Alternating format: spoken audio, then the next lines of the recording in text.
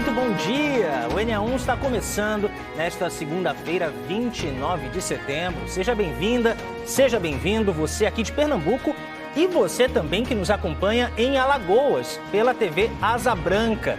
Vamos juntos! E a gente já começa com informações da previsão do tempo, imagens para você da área central do Recife. Neste momento, o céu tem muitas nuvens, está carregado e, de acordo com a APAC, deve ter chuva rápida ainda hoje na região metropolitana.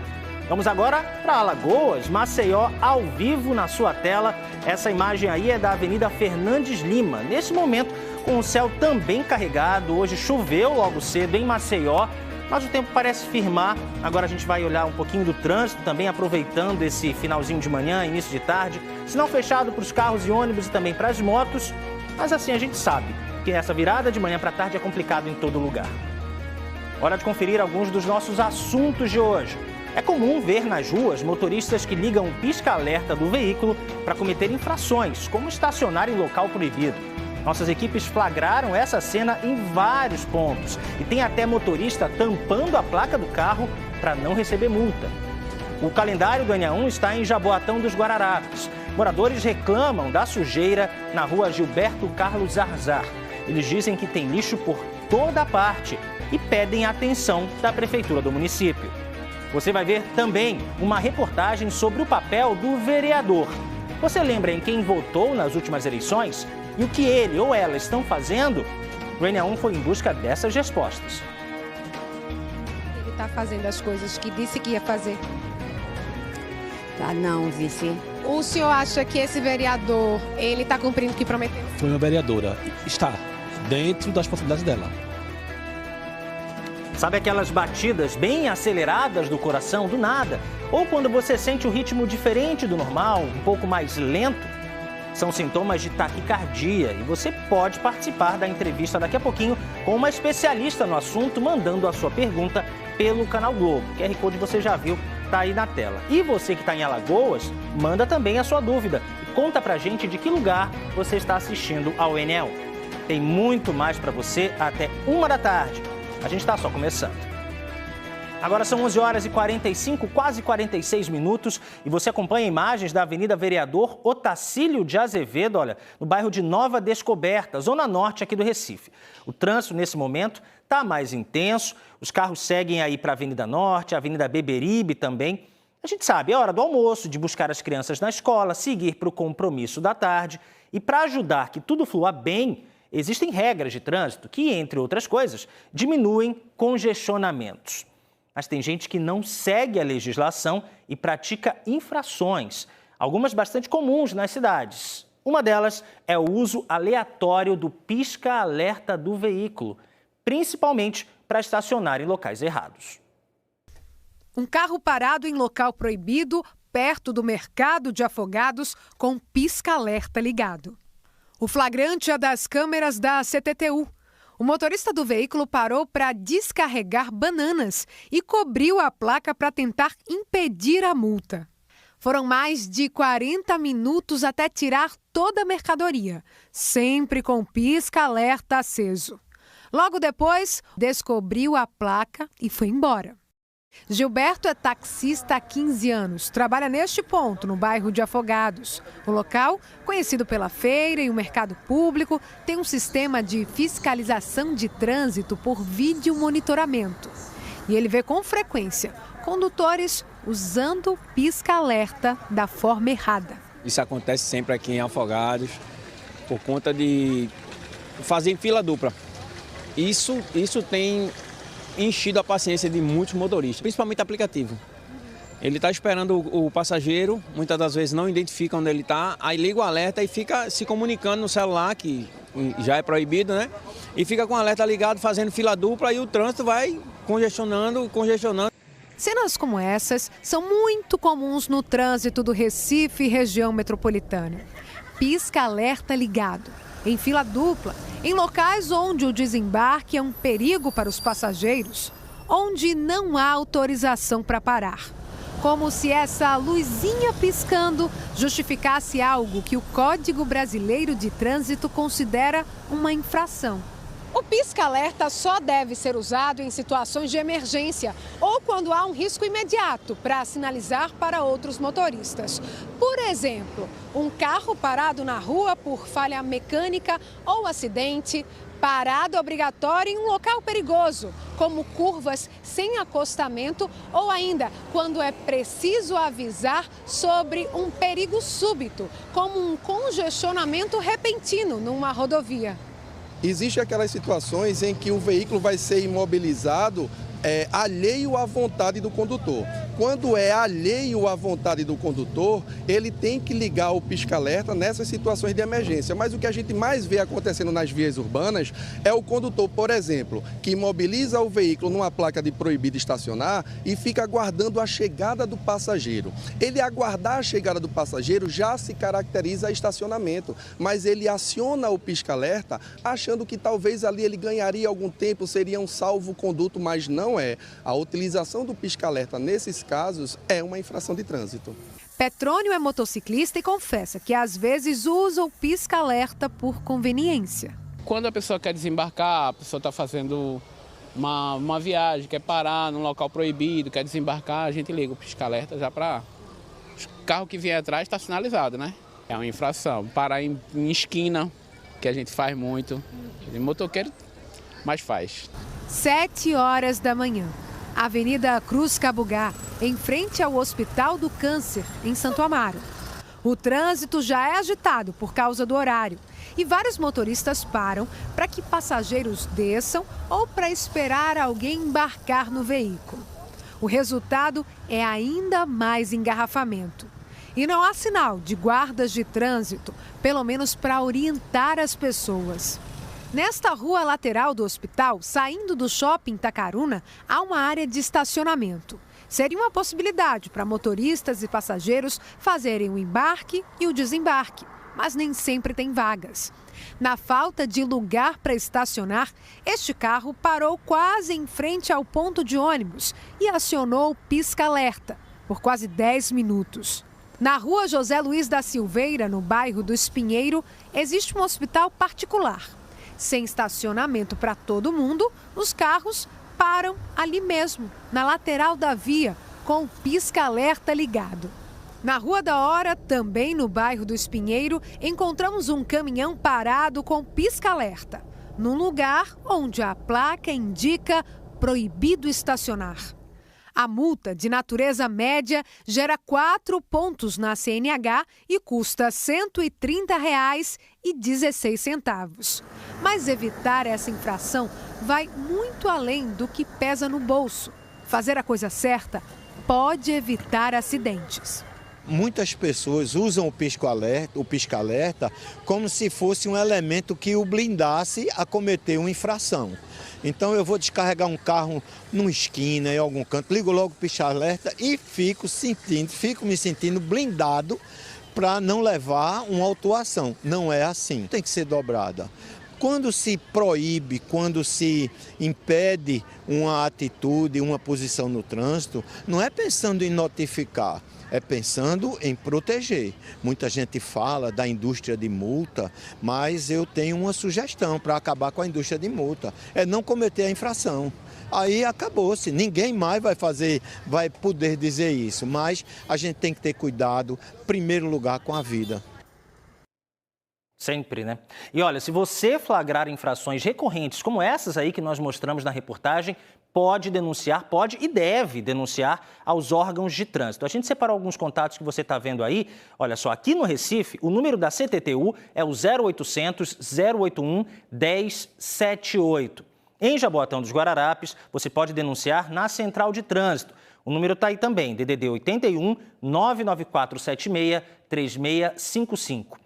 Em Olinda, a denúncia é pelo 81 99405 8700. E em Paulista, na Central Operacional de Trânsito, o número é o 81 99784 0422 e também tem o 153 para você denunciar essas infrações que, além de atrapalharem o trânsito, podem até ser perigosas, né, para o motorista e para quem segue no trânsito todos os dias.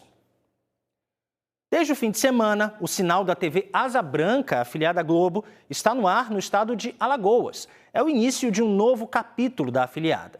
Por esse motivo, durante um período de tempo, as notícias de Alagoas serão exibidas pelos telejornais da Globo Pernambuco.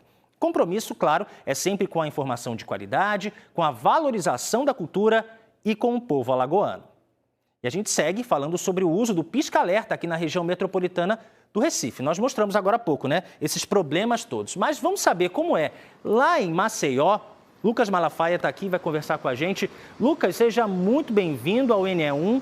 Conta para nós, o pisca-alerta é bastante usado quando não deve por aí também?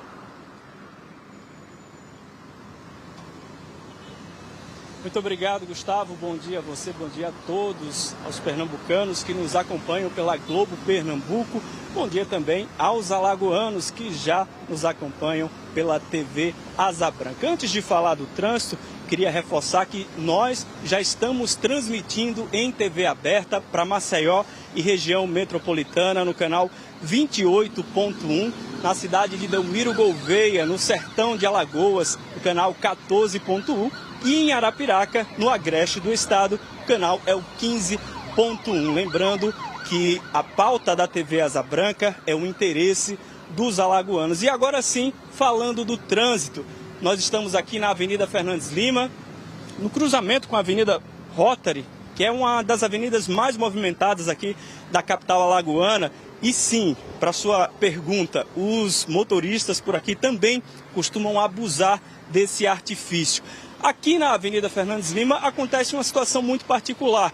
Como vocês podem ver, aqui essa faixa, né, da direita é um corredor exclusivo de transporte. O que é que acontece? Muitos motoristas acabam utilizando e abusando do pisca-alerta em movimento para simular uma espécie de socorro, como se estivesse prestando algum socorro, mas na verdade o que ele está querendo mesmo é escapar do congestionamento, já que a via é exclusiva para o transporte coletivo, uma medida adotada pela prefeitura, pelo município, para dar mais celeridade, né, ao transporte de massa. Mas aí os motoristas acabam usando desse artifício, usando o pisca-alerta de forma indevida, mas eles precisam ficar atentos, pois podem ser penalizados em dobro. Isso mesmo, porque além da infração do pisca-alerta, que prevê uma multa no valor de R$ 130, também pode ser multado esse motorista pela infração cometida na faixa azul no corredor de transporte exclusivo. E olha, é uma multa gravíssima, R$ 293, além de 7 pontos na carteira nacional de habilitação. Pode ficar pesado no bolso. Somadas as multas, o valor chega a R$ 423. Eu volto com vocês aí no estúdio. Lucas, fugir do congestionamento todo mundo quer, né? Agora, não dá para descumprir o Código Brasileiro de Trânsito, porque aí pode ser problema, além de um problema no bolso, né? Como a gente viu aí, mais de R$ 400 em multas, pode ser perigoso, arriscado para quem está dirigindo, para quem está compartilhando a rua junto com esse motorista. Lucas Malafaia, diretamente de Maceió, obrigado pela sua participação. Boa tarde para você. E a gente continua falando de trânsito, com imagens ao vivo agora da região metropolitana do Recife, começando com a BR-101 em Abreu e Lima. Olha, a gente está vendo esse trecho aí, os motoristas, né, saem de Goiânia, seguem para Paulista, também aqui para a capital. O sinal parece que fechou, tá fluindo, tá? Não tem tanto congestionamento assim, a gente vai ver daqui a pouquinho quando esse sinal abrir para os motoristas.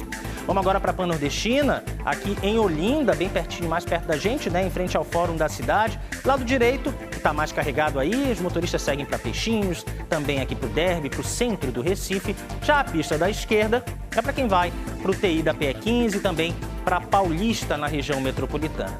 Agora a gente dá um salto para a Avenida Agamenon Magalhães. Essa câmera fica em frente à Praça Parque Amorim, no cruzamento com a Rua Doutor Bandeira Filho. Nesse trecho, os motoristas estão indo para o Espinheiro, sentido Santo Amaro também, e Olinda. A gente não vê congestionamento nenhum agora e nem lentidão. Tá fluindo, tá seguindo normalmente para esse finalzinho de manhã, início de tarde, agora 12h01. A gente segue o NE1 com outras notícias, porque chegou a hora do calendário.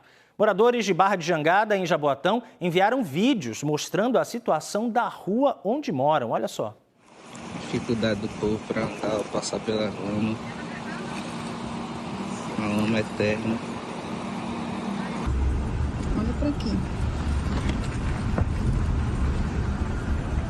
Isso é uma vergonha pra Prefeitura de Jaboatão. Olha pra aqui.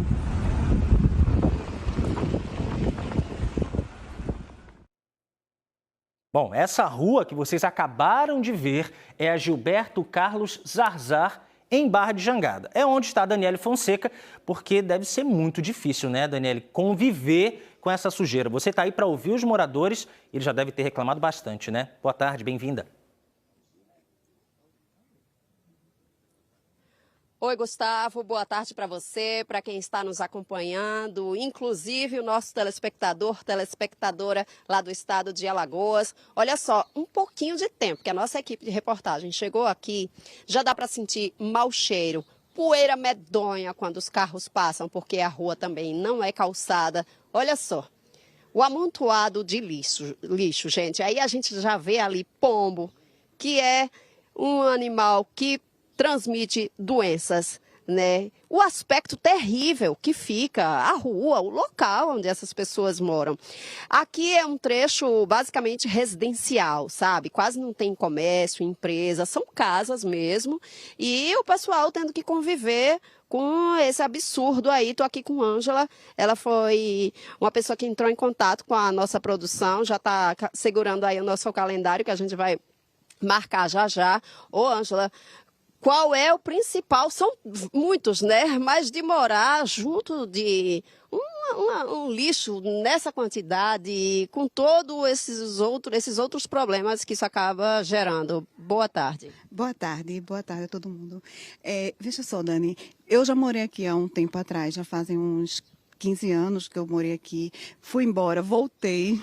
Passei 10 anos, mais 10 anos fora, e continua do mesmo jeito o lixo. Então, assim, ratos. O pessoal chega, a população, muitas vezes as pessoas dizem assim, tem culpa a população, mas é porque a população não tem um caminhão que passe nas portas para recolher o lixo, entendeu? Tem que jogar ali mesmo. Até eu, que não sou a favor, às vezes eu tenho que colocar ali o lixo, porque não tem um caminhão para vir pegar o lixo e levar. Então, isso aí fica horrível. E a rua cheia de lama. E essa coleta dessa caçamba é feita de quanto em quanto tempo? Com que frequência? Todos os dias à noite. Mas sendo que o lixo recolhem de todos os lugares aqui e vem deixar aqui, desova aqui. A gente até viu agora há pouco, né? Uma pessoa vindo trazer. Obrigada, viu, Ângela, pela sua participação. Então, dona Zélia, né? Isso, boa tarde também para a senhora. Vocês estavam me contando aqui antes da gente entrar ao vivo que já teve até vizinho de vocês que se mudou porque não estava suportando a situação. Boa tarde para a senhora. Boa tarde a quem está nos ouvindo. Realmente, a minha vizinha tinha o esposo dela era deficiente, aí era muito cheiro ruim, muito rato dentro de casa, essas coisas, né? O lixo a gente tinha que estar tirando da porta, que os cachorros botam tudo na porta da gente. E outra coisa também, em relação à iluminação, que é a rua muito escura, que a gente tem medo até de sair dali da minha casa aqui para a esquina. Já outro problema também, né, que vocês enfrentam, viu? Obrigada pela participação da senhora. A gente até está vendo exatamente nesse momento, gente, um caminhão, né, chegando aí da prefeitura, o pessoal ali, os trabalhadores acenando para a gente. É uma situação que a gente está aqui, né, mostrando. Eles mandaram aí o pessoal, mas é algo que precisa ser feito de forma constante, né? Não só quando a equipe de reportagem está aqui. Pessoal, daqui a pouco a gente volta com mais uma participação aqui da rua Gilberto Carlos Zarzar, em Jaboatão dos Guararapes, em Barra de Jangada, para dizer o que é que a prefeitura tem a fazer e já antecipando aí o pessoal que pelo menos parece que veio resolver parcialmente a questão da coleta. Gustavo. É uma responsabilidade compartilhada, né? Não dá para eximir a prefeitura da responsabilidade, né, de fazer essa limpeza, como a gente está acompanhando aí com imagens ao vivo. Os moradores, eles dizem que não é sempre assim. Então, a gente espera daqui a pouco uma resposta da Prefeitura de Jaboatão para saber o que de fato vai acontecer de forma permanente para resolver de vez esse problema aí na rua Gilberto Carlos Zarzar. E de Jaboatão, a gente vai agora para Olinda falar com Natália Dielu, que está no bairro do Varadouro. E aí, o cenário atrás de você, Natália, é muito ruim, é indicativo de água poluída, né? Seja bem-vinda, boa tarde.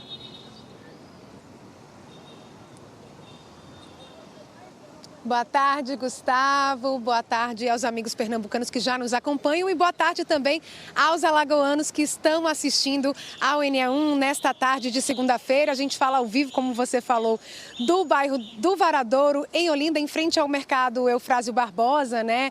Um mercado histórico aqui de Olinda, então fica bem na entrada da cidade. Esse aqui é o canal da Malária e como você falou, essa vegetação está tomando conta de tudo, mal dá para ver o canal e isso não é bom sinal. Essa vegetação, essas plantas aquáticas são conhecidas como baronesas e elas aparecem e se proliferam rapidamente quando há uma poluição muito forte, né?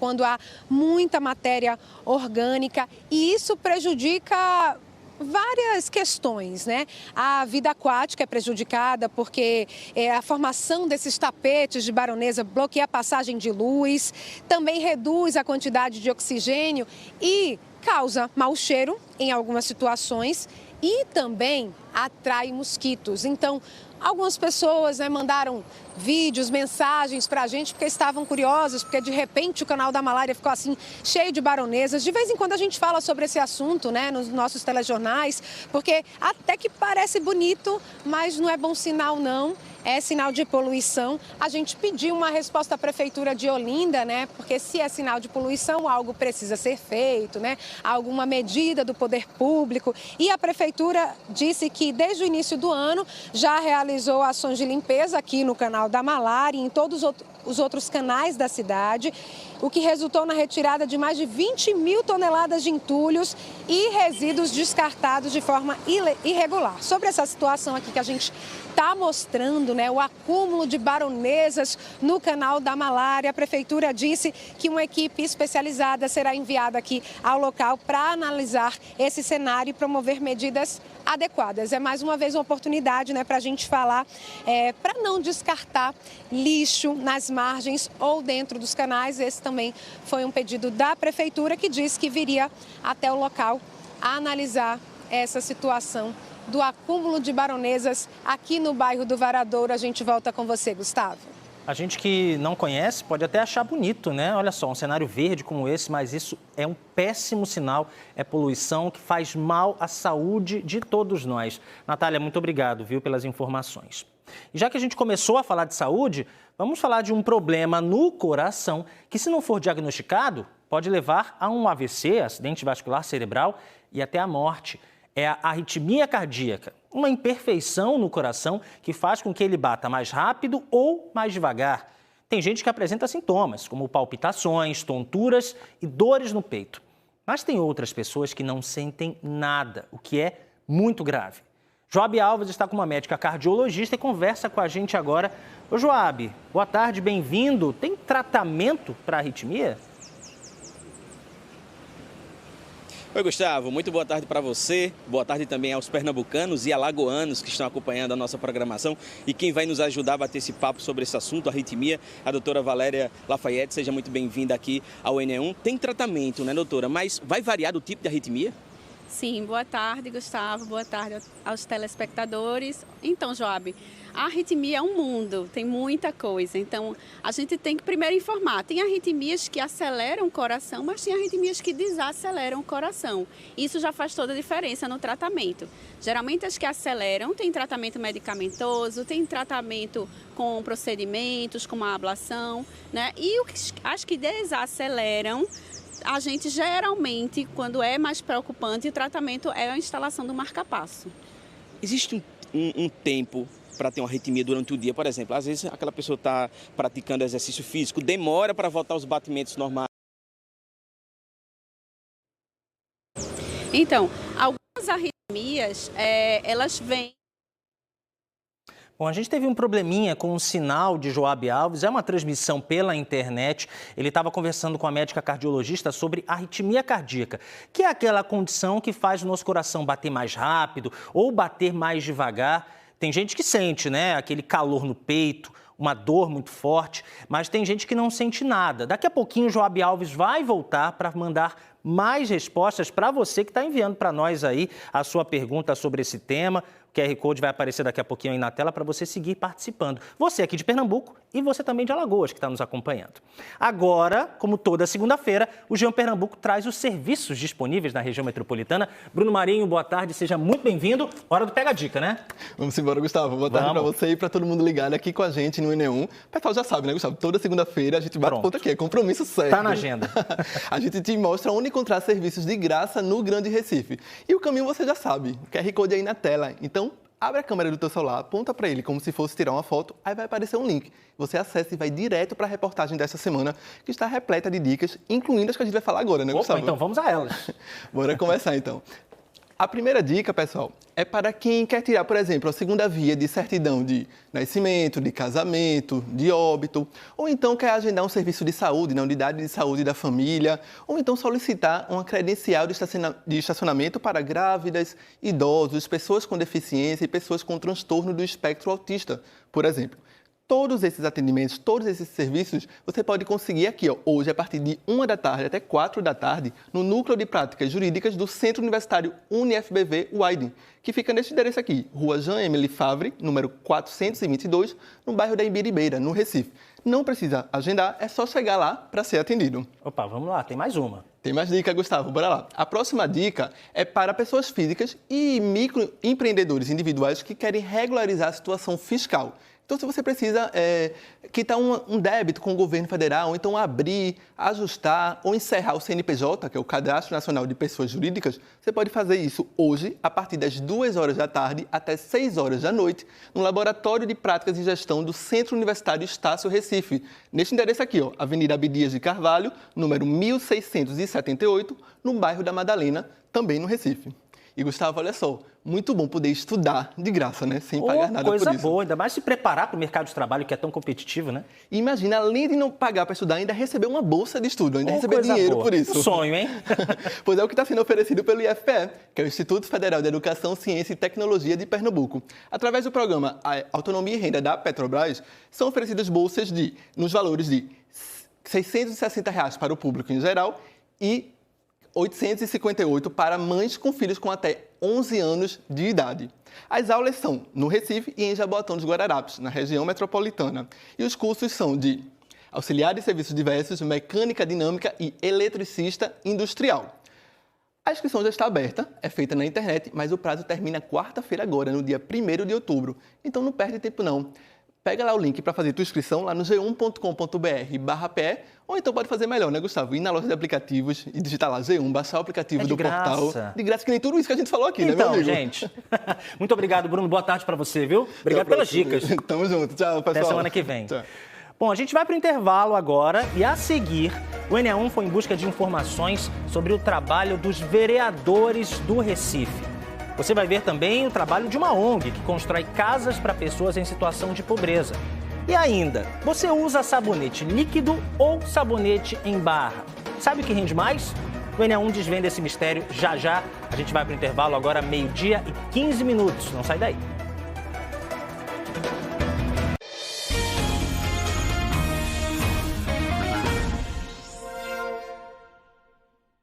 INE1 de volta, 12h19. Seja bem-vinda, seja bem-vindo. A gente vai mais uma vez conversar com Daniele Fonseca, que está em Barra de Jangada, em Jaboatão dos Guararapes. A gente foi lá por quê? Porque os moradores chamaram o calendário do INE1 para pedir ajuda, já que a sujeira estava tomando conta da rua Gilberto Carlos Zarzar. Daniele, mais cedo a gente mostrou e o caminhão segue atrás de você para recolher um pouco do lixo que está incomodando os moradores, né? Nós também pedimos uma resposta à Prefeitura de Jaboatão. Temos essa resposta? Temos sim, Gustavo. Já passo para vocês, tá? Antes eu quero mostrar um outro problema, porque a gente deu rapidamente uma pincelada na minha primeira participação sobre a questão da rua. Olha, a falta de calçamento, aí é buraco que se forma. Quando chove, vem uma série de outros transtornos, né, prejudicando os moradores daqui. A capinação que também não é feita, tá aí o matagal tomando conta de tudo. Praticamente não tem calçada, né, para o pessoal passar. E eu quero convidar aqui seu José Gomes, ele é morador aqui da rua há pouco tempo, né, seu José? Faz quantos meses que está aqui? Boa tarde. Boa tarde. Olha, eu estou morando aqui há 6 meses, entendeu? E a minha maior preocupação é o seguinte, é que o lixo só faz mesmo crescer. Já está existindo outros lixões, porque não cabe mais. Lá na frente da minha casa era uma frente ampla, limpa, entendeu? E agora eu tô coletando o lixo da frente da minha casa para poder entrar com carro, senão não entra com carro. O senhor fazendo o trabalho da prefeitura, né? Muito obrigada pela participação do senhor. Dê uma chegadinha também aqui. Como é o nome do senhor? Boa tarde, seu Antônio. Me fala uma coisa, como é o critério de recolhimento de lixo? Não passa caminhão por aqui não, seu Antônio? À noite, bem tarde da noite, meia-noite passa um carro e eles carregam dentro do coisa só. Quem mora mais para lá um pouquinho tem que trazer o lixo para cá. Eles trazem o lixo para cá. Todo o cara vem trazer o lixo e joga aqui, sempre. O senhor acha que essa caçamba que eles colocam aí é suficiente para todo mundo? Não é suficiente, não. De jeito nenhum, porque o lixo se joga, ao redor dele joga um lixo, ao redor dele, por causa disso. E a situação da rua, seu Antônio, quando passa carro aqui, o senhor diz que às vezes tem tanto lixo que toma uma das faixas. Uma das faixas, o carro passa apertado, não pode passar, tem que esperar, e a poeira é grande. E o pior é que o cheiro do lixo, eu moro aqui na frente do lixo, é meu vizinho o lixo, mas é rato, é todo tipo de bicho, sempre tem. E o cheiro é insuportável, a gente não aguenta não. Ô, seu Antônio, obrigada, viu, pelo desabafo, né, pelo relato do senhor. Gente, então, a nota, né, que a prefeitura mandou, queria também que vocês todos escutassem aqui, né, os moradores, foi a prefeitura, né, de Jaboatão, a Secretaria de Infraestrutura informou que nesta segunda, ainda hoje, vai fazer um serviço de capinação e que também o recolhimento do lixo vai ser feito de forma imediata. Isso a gente já vê que está acontecendo aí. Tomara que deem conta que os moradores também contribuam, né, com a colocação dentro da caçamba, que tenha talvez outras que seja suficiente para todo mundo. E estou aqui com Dona Nadir, que estava me reclamando que paga IPTU, Dona Nadir, e é desse jeito. R$1.000 pela conservação da rua. Eita, rua bem desconservada, danada. Olha, então vamos lá, marcar aí no nosso calendário a data que a gente combinou, dia 2 de março de 2026, tá, gente? Porque a questão do calçamento da rua, que faltou eu dizer, a prefeitura diz que vai mandar uma equipe para ver a situação aqui, mandar uma equipe também. Precisa ainda fazer a captação de recursos, de dinheiro, que ainda não tem. Então, pronto, está aqui dia 2 de março de 2026, a data que a gente volta para ver o que é que foi feito. Gustavo. Bom, Daniele, compromisso assumido, né? Ainda faltam 5 meses e alguns dias. Outubro está começando agora na quarta-feira. Vamos ver se no dia 2 de março do ano que vem a rua Gilberto Carlos Arzar vai de fato estar pavimentada, calçada, sem todo esse mato espalhado e principalmente se os moradores ainda vão ser ou não vizinhos do lixo. Como disse o seu Antônio, a gente torce e espera que não. Você viu, né? O nosso calendário é cobrança, mas também traz notícia boa.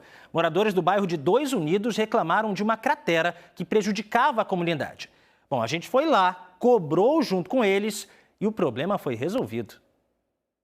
Nossa equipe chegou aqui na rua Santa Silvana, no bairro de Dois Unidos, e logo viu carro passar, moto também. Então é sinal de que a situação está diferente. Ô, dona Naí, tô vendo então que não tem mais buraco, hein? Tem mais não, graças a Deus. Que Deus faz na vida da gente, né? Que o sonho da gente era esse serviço ser feito. Graças a Deus, a gente alcançou esse pedido que a gente pediu a Jesus e a vocês. Ó, aqui a gente consegue ver até uma diferença no paralelepípedo, né? Essa parte aqui toda foi refeita por causa do buraco. A gente está vendo aí até também a construção das calçadas também.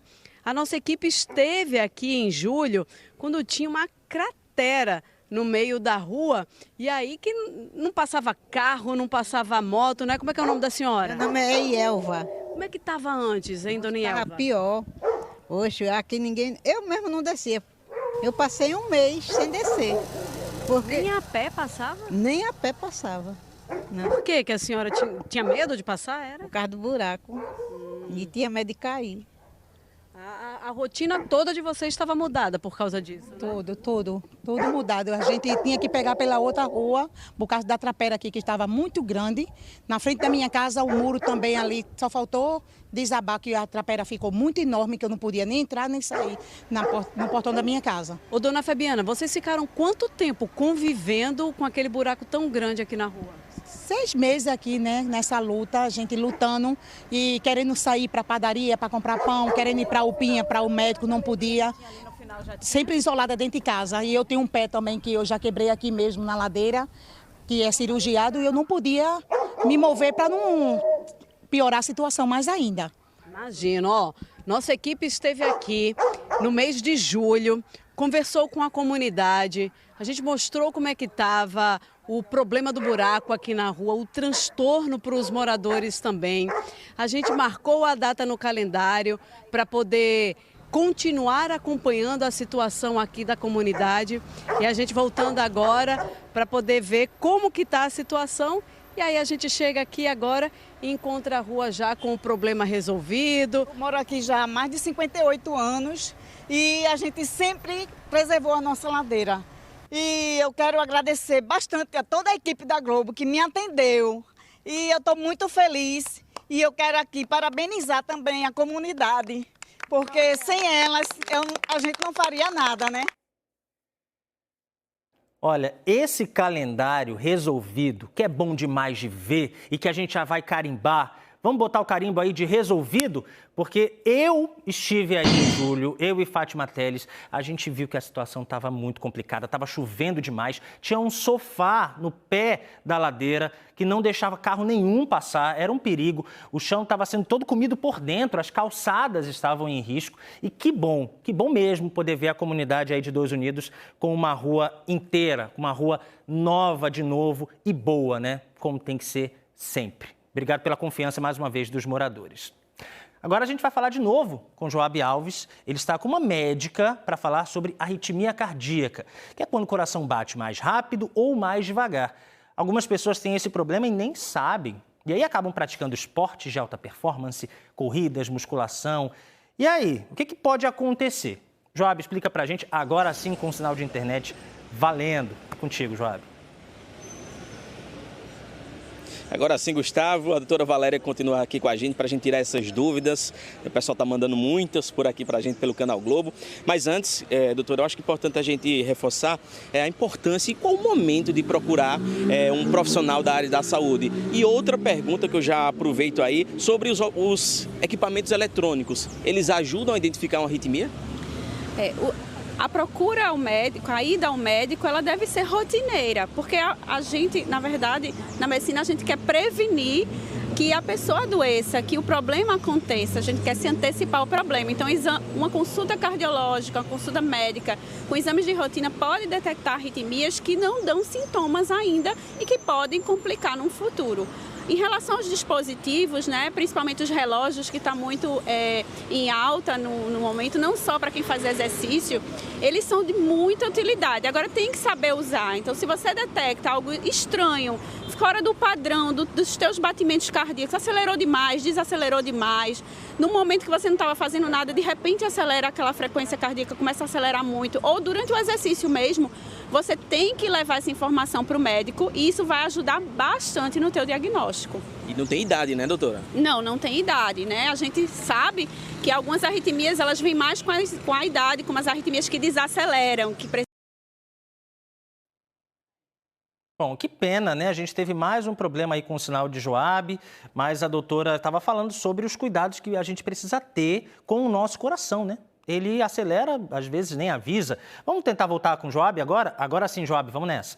O estresse emocional ou estresse físico com exercício... Só um momentinho, a gente teve um probleminha aqui com a internet. Opa! Sobre estresse, a gente teve um pequeno estresse aqui de sinal, né? Aqui, porque a Nara mandou pra gente uma pergunta aqui pelo Canal Globo, perguntando o seguinte, doutora, mais uma vez reforçando aqui a pergunta, que ela sente pálpebras tremendo e o coração acelerado. Pode ser estresse ou caso cardíaco? Então, Nara, pode ser as duas coisas. Então, se você está num momento de forte estresse emocional, teu coração vai acelerar, é uma resposta fisiológica, é normal. E a pálpebra pode tremer sim. Mas isso está acontecendo com recorrência e está te incomodando, procura um médico para você ficar mais tranquila. Sônia pergunta o seguinte, tem arritmia, pode subir e descer escada, qual a restrição? Então, a arritmia, como a gente falou no começo, né, Joab, é um mundo. Então, tem que saber qual é o tipo de arritmia que você tem, mas a gente tem que deixar claro que, para a maioria das arritmias, o exercício físico ele pode ser realizado sim, mas com cuidado, sabendo a dose correta, quais os limites corretos para aquela pessoa, mas ele é benéfico sim. Uma pergunta bem interessante que chegou aqui também, doutora, em relação aos energéticos, o café pode também aí prejudicar a arritmia? Tanto o café como o energético tem cafeína. Então, na verdade, a gente dá muito, fala muito mal do energético, mas o café também em excesso pode prejudicar, pode dar uma descarga de adrenalina aumentada e aí ser o gatilho para algumas arritmias. O problema do energético é que ele vem com açúcar associado, às vezes com álcool associado, num ambiente de festa, de balada, que aí você já está mais agitado. Então, tudo isso vai se juntando e pode Pergunta bem interessante. Bom, a gente teve mais um problema. A gente agradece, né? A Joab Alves aí, a doutora também. A internet deu uma palpitação no nosso coração, mas a gente conseguiu ouvir bastante coisa, dicas muito importantes para a gente cuidar do nosso coração e sempre procurar apoio médico. Há quase um ano, cerca de 7 milhões de eleitores pernambucanos foram às urnas para eleger o prefeito da cidade e também os vereadores. Todo cidadão tem um dever de saber quais são as obrigações da Câmara Municipal para cobrar os seus interesses. A fiscalização faz a diferença na sua vida. Acompanhe na reportagem de Natália Dias. Você sabe exatamente o que faz um vereador? Você lembra em quem votou na eleição passada? Será que ele está cumprindo o que prometeu? Como medir se esse vereador ou vereadora está sendo realmente produtivo? E se a gente não estiver prestando atenção suficiente? Você sabe exatamente o que faz um vereador? Não. Eu não sei não. A senhora lembra em quem a senhora votou na eleição passada? Lembro. Acha que ele está fazendo as coisas que disse que ia fazer? Tá não, vice. Na minha rua tem muito deficiente, assim, tem 4 deficientes. E se você vê a rua, tá toda esburacada. Os eleitores atentos sabem que é preciso ficar de olho. Lembra em quem o senhor votou para vereador na eleição passada? Com certeza. O senhor acha que esse vereador, ele está cumprindo o que prometeu? Foi uma vereadora. Está dentro das possibilidades dela. Acho que a gente é importante acompanhar o trabalho dele para a gente saber realmente se o voto que a gente fez foi correto e se ele está fazendo o que o povo quer. Na prática, a produtividade de um vereador pode aparecer de várias formas, apresentando projetos de lei, fiscalizando o executivo ou até convocando debates e audiências públicas, que é quando a população é chamada para participar de uma discussão importante. A função mais conhecida é a de legislar, ou seja, propor novas leis. O projeto de lei é aquele que vai mudar a vida dos munícipes, da população e também do município. Na nossa rua, na nossa moradia, na escola que a gente estuda. Mas outros atos também fazem parte do cotidiano de um vereador, como, por exemplo, os projetos de decreto legislativo, PDL. Eles regulam assuntos internos da Câmara ou aprovam atos do Executivo, que não precisam de aprovação do prefeito. É uma medida administrativa de efeito externo. Um exemplo, um título de cidadão do Recife ou cidadã do Recife para quem não nasceu em Recife. Uma medalha para quem nasceu em Recife e tem relevantes serviços prestados ao Recife. Os vereadores têm outras atribuições, como apresentar resoluções e requerimentos. As resoluções tratam de assuntos internos da Câmara e os requerimentos são pedidos feitos à Prefeitura, como solicitações de informações, ações ou providências do Poder Executivo. Tudo que vai impactar na vida do recifense, nós fazemos com requerimento. São pedidos que nós fazemos ao executivo, ao prefeito, para que o prefeito nos envie para atender a nossa solicitação. Mais do que números, o trabalho de um vereador se mede pelo impacto real na vida das pessoas. Acompanhar sua atuação aqui na Câmara vai além de contar projetos. É entender se as propostas apresentadas trazem soluções concretas para a cidade. Quantidade não é qualidade. A mesma coisa se corresponde ao trabalho de um vereador. O grande número de produtividade muitas vezes possa ser porque o vereador ou a vereadora queira simplesmente sinalizar para aquele seu grupo eleitoral que aquela proposta que ele está fazendo, ele está apresentando e está dizendo, olha, eu fiz a minha parte como vereador. O cientista político ainda explica que o tempo que o vereador dedica a algumas ações pode deixar outras mais importantes em segundo plano. A minha rua está esburacada. Isso não é uma questão que um projeto de lei vai conseguir resolver.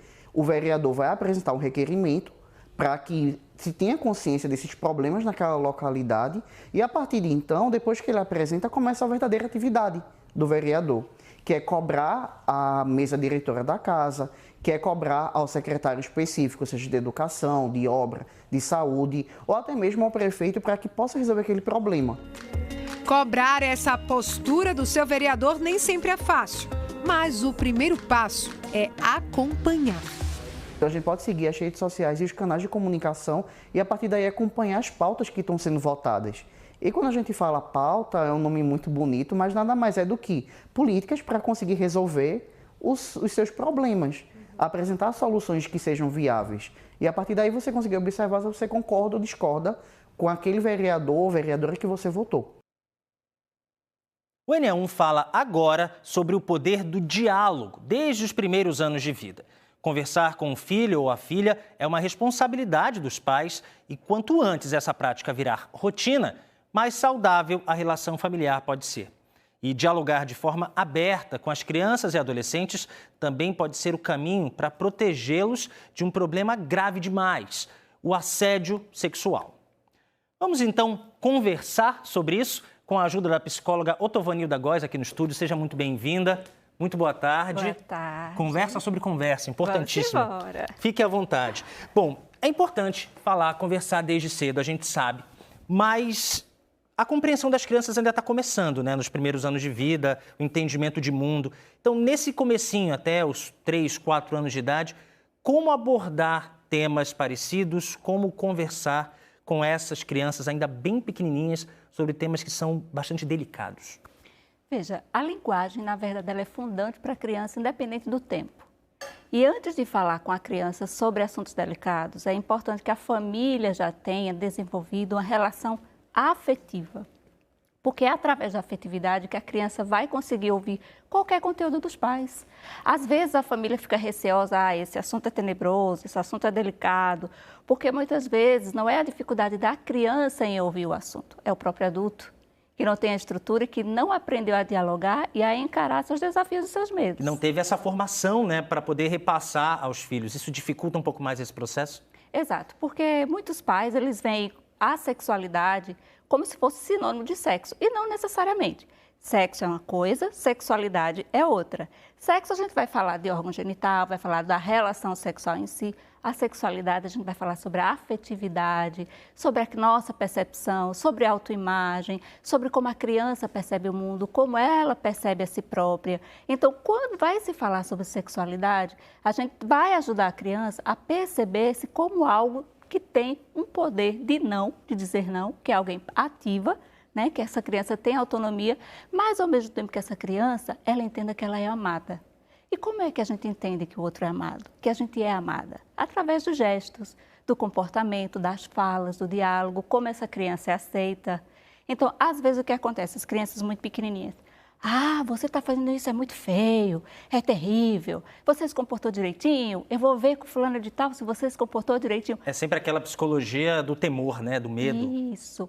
E pior, é aquela filosofia de vida que o outro é quem atesta se a criança está falando ou não a verdade. E isso dificulta e cria barreiras profundas, porque imagine, são coisas simples. Os pais não querem ouvir, imagine uma coisa profunda.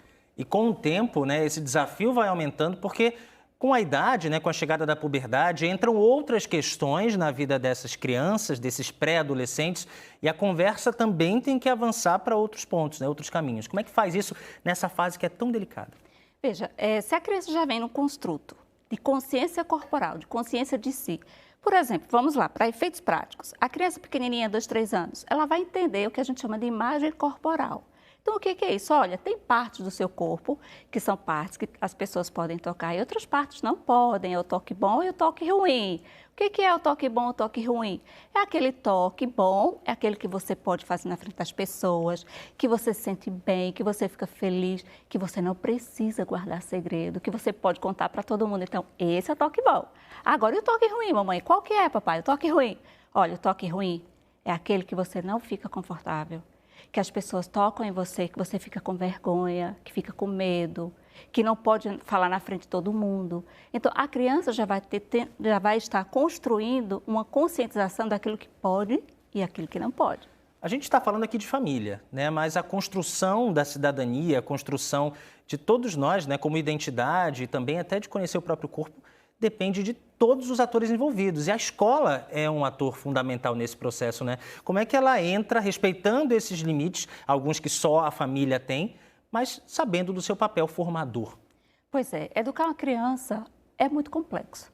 E os pais, por si só, eles não dão conta. É preciso que toda a sociedade, como você bem disse, a escola, a igreja, a comunidade, a vizinhança, que todo mundo esteja inteirado e interessado na educação dessa criança e na proteção dela, na prevenção desses riscos. Porque uma criança bem orientada, com a educação inclusiva na escola, com a educação sobre sexualidade nas escolas, e às vezes alguns pais ficam temerosos, mas a escola vai ensinar sexo aos meus filhos? Não é disso que se trata.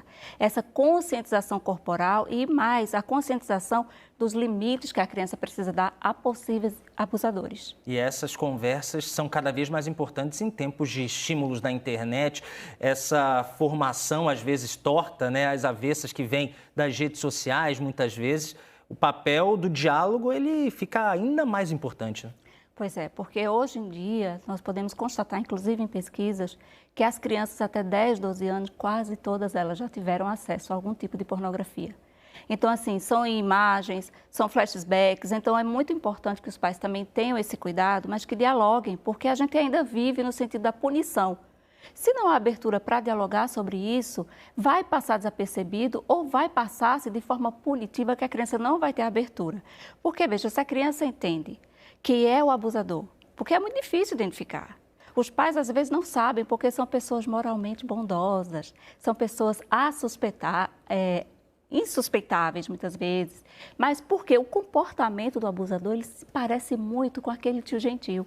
Então, para os pais é muito difícil, mas a criança vai revelar através do comportamento dela, porque a linguagem da criança é corporal, é através do desenho, da brincadeira, da reação quando está diante dessa pessoa. Então, basta um olhar atento que é possível perceber. E quanto antes a criança souber ter conversa, ter diálogo em casa, na escola, em todos os ambientes, melhor para ela se proteger, né, desses agressores, desses abusadores. Muito obrigado pela sua participação e pela sua conversa, que foi muito boa para muita gente. Muito obrigada. Boa tarde. Boa tarde. Vamos falar de solidariedade agora? Porque ela transforma a vida de milhares de pessoas, de quem recebe e de quem oferece essa ajuda para o próximo. Pode ser a doação de um alimento, de água potável, de roupas. Existem várias formas de ser solidário. A ONG Teto tem um trabalho muito bonito de construir casas e realizar o sonho de moradia digna para quem antes vivia nas ruas. Em Paulista, na comunidade Floresta, no bairro do Janga, 10 casas foram construídas no mês passado. Beatriz Castro vai contar agora essa história muito bonita para a gente. Ela está no local onde a esperança de vida foi renovada. Não é isso, Bia? Boa tarde.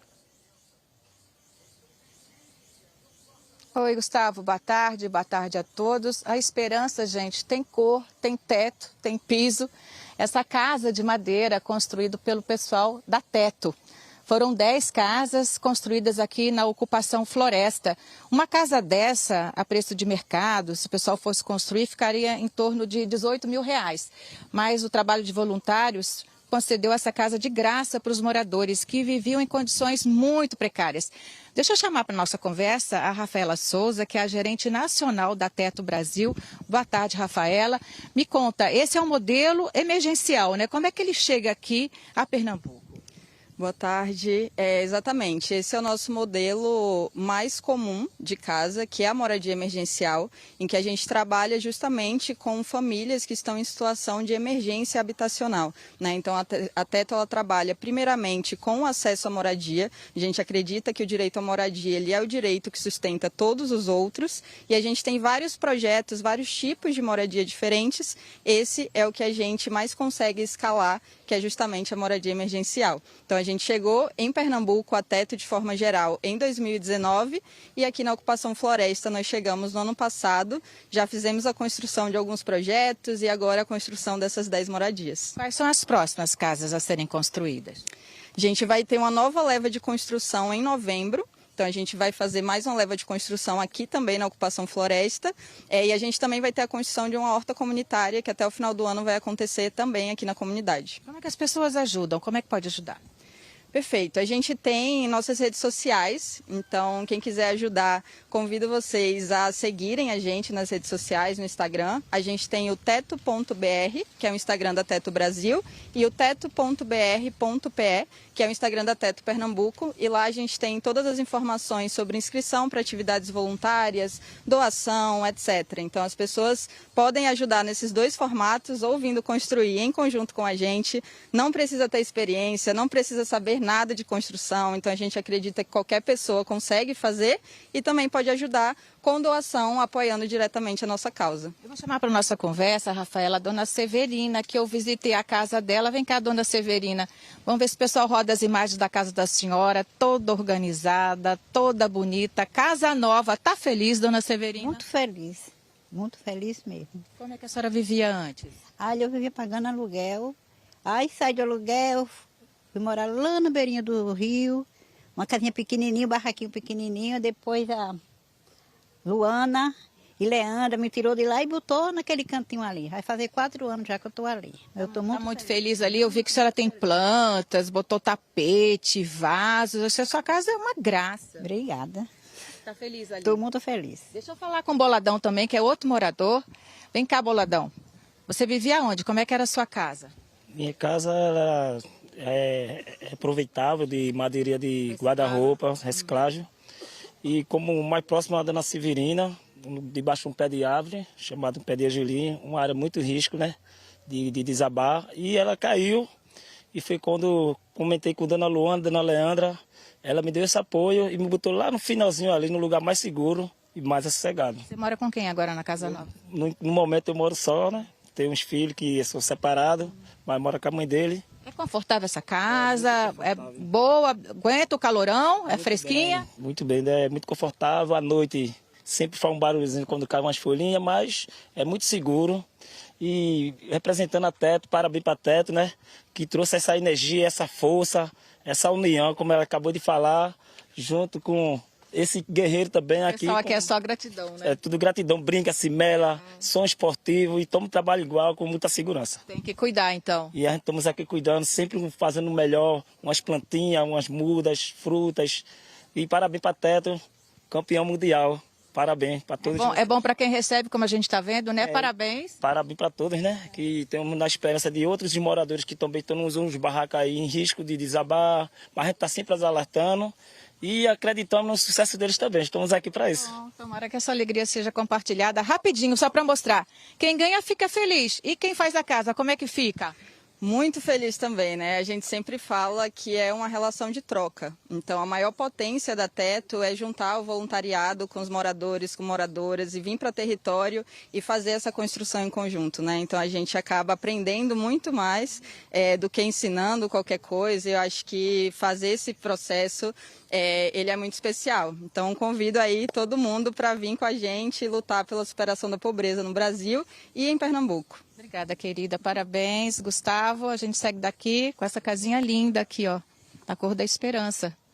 porque tem essa exatamente a cor do céu, a esperança é verde, mas tem muita casa verdeaga aqui também, que é a esperança e a floresta. Gustavo. A casa é a esperança para essas famílias, né, Beatriz? Obrigado por contar essas histórias para a gente.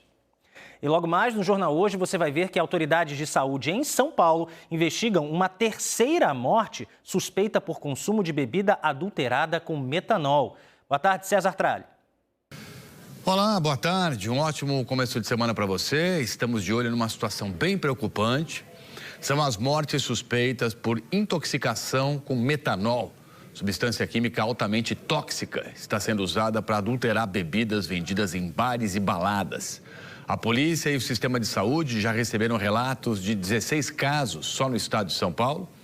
2 mortes por consumo de metanol já foram confirmadas e uma terceira está sendo investigada.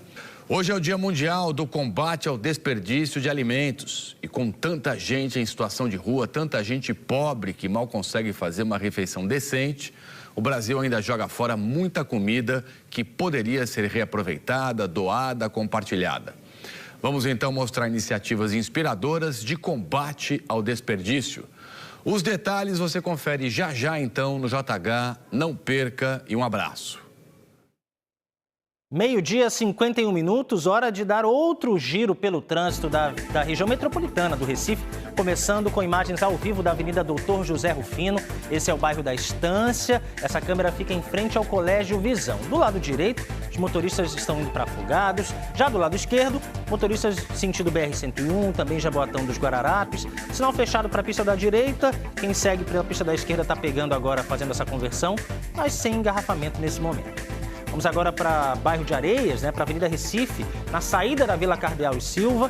Do lado direito, sentido Cidade Universitária. Do lado esquerdo, os motoristas que vão para Imbiribeira. Aí a gente vê que está fluindo, tá? Não está tão rápido assim, mas também não tem congestionamento. Vamos agora com imagens ao vivo da Avenida Beberibe, no bairro do Arruda, no cruzamento com a Professor José dos Anjos. Sentido Água Fria e da pista da direita, sentido Largo da Encruzilhada na pista da esquerda. A gente vê que o sinal agora está fechado para os motoristas que seguem pela Avenida Beberibe, mas está bem tranquilo por aí nesse início de tarde, agora na região metropolitana do Recife. Vamos seguir para Olinda agora com Natália Gelu, ela está no bairro do Varadouro e conta pra gente como é que está o trânsito por aí, Natália. Oi, Gustavo, fala aqui do Varadouro, da entrada da cidade de Olinda, em frente ao mercado Eufrásio Barbosa. Essa aqui é a Avenida Sigismundo Gonçalves, nesse sentido que vocês veem aqui para Recife, para quem está indo para o Recife, também está bem tranquilo, tem um semáforo aqui, um sinal de trânsito. Do outro lado, do lado esquerdo, os carros que seguem no sentido Janga, Paulista. Então, a movimentação está grande para esse horário, mas está tranquilo, não tem trânsito, não tem retenções.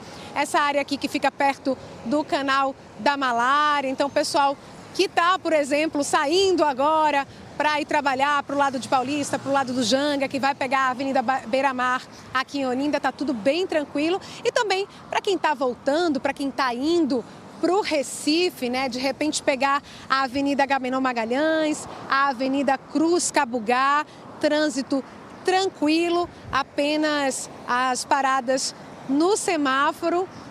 A gente está vendo algumas pessoas circulando, o pessoal que está saindo da escola agora, então ninguém está tendo dificuldade nessa área aqui de Olinda. A movimentação bastante tranquila por aqui, viu, Gustavo? Muito obrigado, Natália, com imagens ao vivo aí do trânsito no Varadouro. Agora a gente vai fazer uma ponte de Olinda para Maceió. Vamos para Alagoas, porque Lucas Malafaia segue por lá e agora traz as últimas informações do trânsito para a gente. Lucas, conta para a gente. Boa tarde mais uma vez, Gustavo. Voltamos a falar ao vivo aqui de Maceió, da Avenida Fernandes Lima, uma das avenidas mais movimentadas da capital. Aqui o trânsito está muito movimentado, nesse sentido aqui os motoristas estão se dirigindo do centro para a parte alta de Maceió. Mas o trânsito também segue complicado em outro trecho daqui de Maceió, na região do bairro do Antares, parte alta da cidade, onde nas primeiras horas da manhã houve um acidente.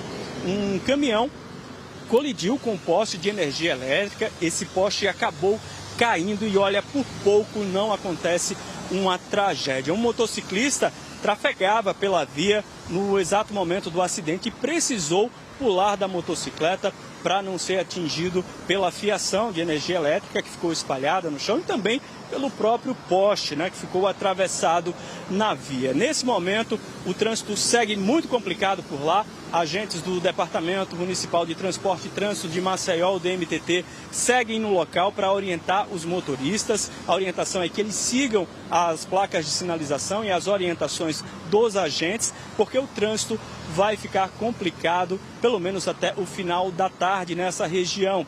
A Equatorial Energia, que é a concessionária responsável pelo fornecimento, pelo serviço de energia elétrica aqui em Alagoas, está no local, permanece no local, realizando a manutenção para restabelecer o fornecimento de energia elétrica para moradores e comerciantes da região do Antares e também, né, ali do entorno, nas imediações da Avenida Menino Marcelo. A previsão é de que tudo seja normalizado até o final da tarde. Até lá, os motoristas precisam ter paciência para enfrentar o trânsito, os moradores e comerciantes também precisam ter paciência aí e aguardar a reativação da energia elétrica. Eu encerro por aqui, mas antes gostaria mais uma vez de reforçar que estamos aqui na Avenida Fernandes Lima, em Maceió, de onde já transmitimos ao vivo em TV aberta, a TV Asa Branca, para Alagoas. Para Maceió e região metropolitana, o canal é 28.1. Na cidade de Delmiro Gouveia, no Sertão, o canal é o 14.1. E em Arapiraca, agreste do estado, o nosso canal é o 15.1. Lembrando que a nossa pauta da TV Asa Branca, é o interesse dos alagoanos. Volto ao estúdio com vocês. Obrigado. Tamo juntos, Lucas. Eu que agradeço pela sua participação diretamente de Maceió, em Alagoas, aqui no NA1. Já deixo um abraço para todos os alagoanos que estão nos acompanhando. Agora a gente vai olhar o trânsito, né? Olha só como é que tá aqui a Pan-Nordestina, tá muito engarrafado na pista da direita, né? Para quem segue aí em direção ao Recife, a gente está acompanhando muitos carros aqui parados. Na pista da esquerda, para quem segue para outros municípios da região metropolitana, está um pouco mais tranquilo nesse momento. Agora a gente vai para Abreu Lima, olha só, também PE15, aí já está mais engarrafado, o sinal parece que está fechado, muitos carros, muitos caminhões passando por aí. Então essa é a situação em Abreu Lima. Antes de encerrar o NA1 tem informação, tá? A reportagem sobre como usar sabonete em barra e líquido para fazer o produto render não vai ser exibida hoje, mas você confere no NA1 de amanhã. Aproveito para me despedir, obrigado pela sua companhia na edição de hoje. Você pode rever e compartilhar todas as reportagens, você sabe, a qualquer hora no Globoplay. Tenha uma ótima tarde, você em Pernambuco, você em Alagoas. Fique agora com o Globo Esporte. Até amanhã.